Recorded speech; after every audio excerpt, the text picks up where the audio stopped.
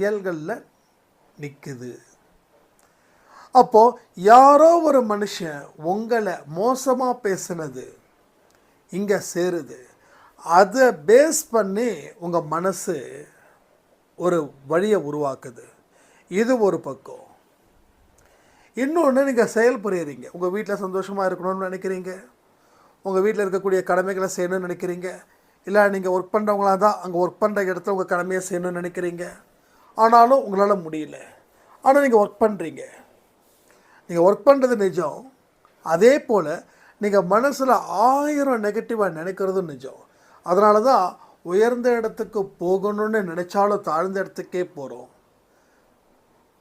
தாழ்ந்த இடத்துல இருந்துக்கிட்டாவது நாம் அடுத்தது ஏதாவது போகலாமான்னு பார்த்தா மீண்டும் மீண்டும் அதுக்கு கீழேயே இறங்குறோம். அப்போ மற்ற மனுஷங்க உங்கள் மேலே வச்சுருக்கக்கூடிய அந்த மதிப்பீடுகள்